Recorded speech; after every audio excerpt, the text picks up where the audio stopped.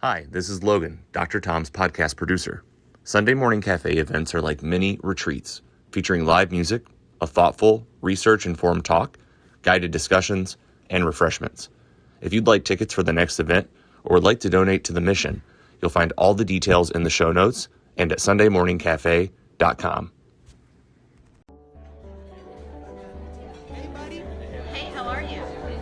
30 shy 1%.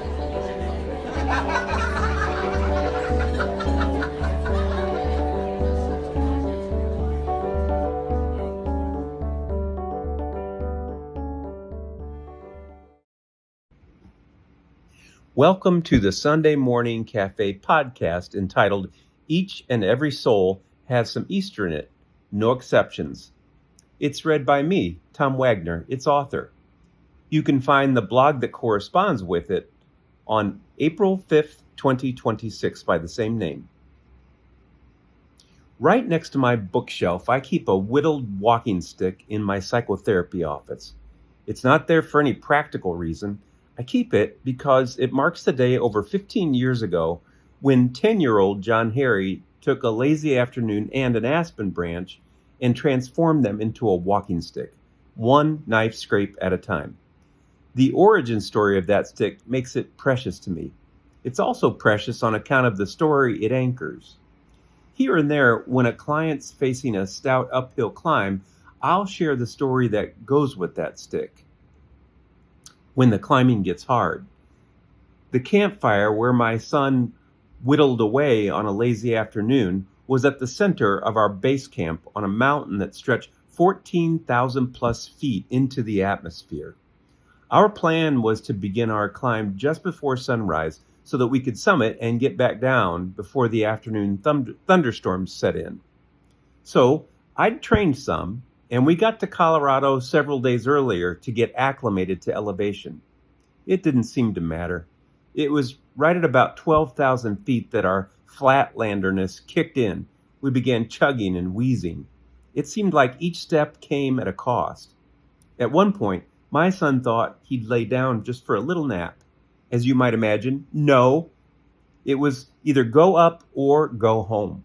We decided to go up, with a few adjustments. We emptied the contents of his backpack into mine, including that weighty water supply of his. You know, if a kindly Sherpa would have happened by and offered to carry my pack, I would have gladly handed it right over to him.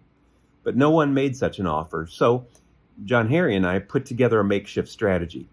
We'd pick a landmark 20 or so feet ahead. Once we'd achieved that milestone, we'd reward ourselves with a handful of trail mix and a sip of water. A trick I learned while cycling stout hills came in handy for this climb. While hiking, we were careful about where we placed our eyes. We intentionally kept them off of the seemingly impossible to summit and on our short-term goal of about 20 feet ahead of us.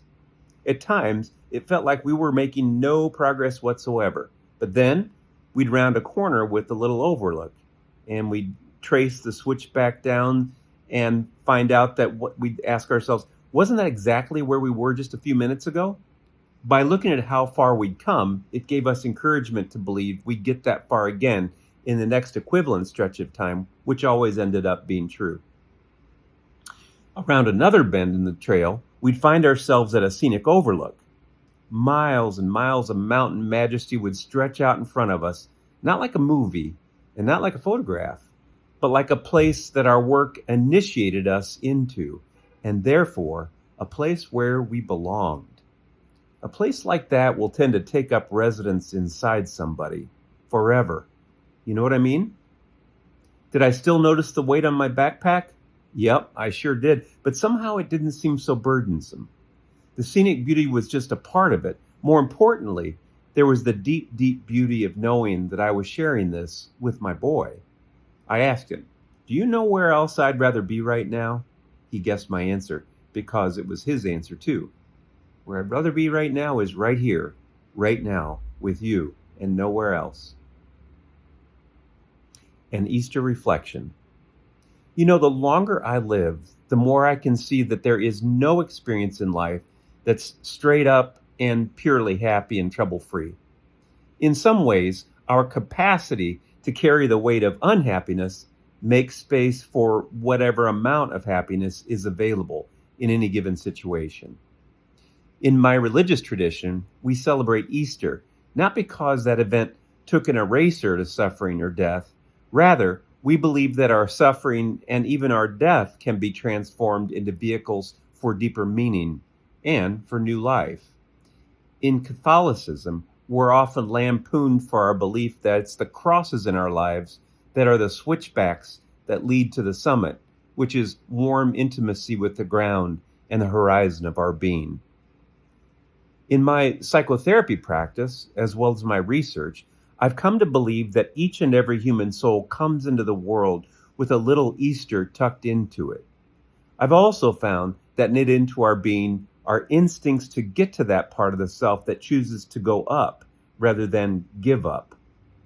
On a mountain 15 plus years ago, my son and I put some of that wisdom to use, including, number 1, accepting whatever the journey holds with all its inconveniences. 2, allowing somebody to share your load. Rest in peace, Bill Withers. We all need somebody to lean on. Okay, where was I? Oh, yeah.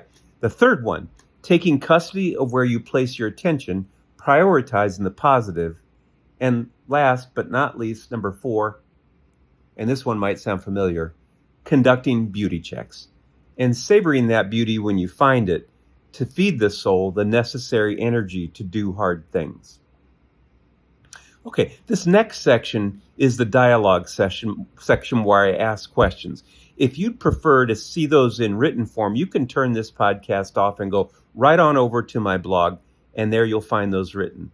But if you stay on here, you're going to be hearing me read them to you. So here we go. First question, what stood out for you in this article? I almost always like asking that question. What did it remind you of in your life? Did anything in it cause dissonance? If so, what do you suppose that dissonance is? Second question, what is the stout climb in your life these days? Are you utilizing any of the strategies mentioned in this article, including the ones I just mentioned, accepting hard situations as they are, sharing your load with someone or someones, intentionally choosing where you place your attention, including feeding yourself with positivity, engaging in regular beauty checks that include savoring the beauty in your life? Here's the third question. If you're in a discussion group or with a discussion partner, name some of the signature past challenges in your life that you've had to navigate. Pick the most significant one and tell that story. See what your listeners hear in that story that reveals the Easter that is tucked into your soul. In other words, listen for your own signature qualities of resilience. If you're by yourself, just use this question for self-reflection. And here's my last question. It references that next Sunday, Sunday Morning Cafe will host an event led by guest presenter Dr. Tim Bono. He's a happiness scholar, professor, and author. His topic? From post-traumatic stress to post-traumatic growth, deriving meaning from adversity. So that was a long thing to go through to get to my question. What wisdom has adversity taught you? How do you think it's shaped you in a good way? How has it shaped you in some pretty challenging ways? And that's the end of this podcast. Join me back here next week for podcast or my blog.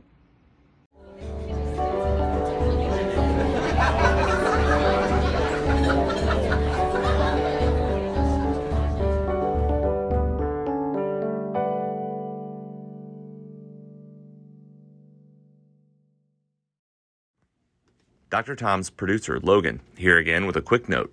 If you'd like tickets for the next Sunday Morning Cafe event or would like to donate to support the mission, you'll find all the details in the show notes and at sundaymorningcafe.com.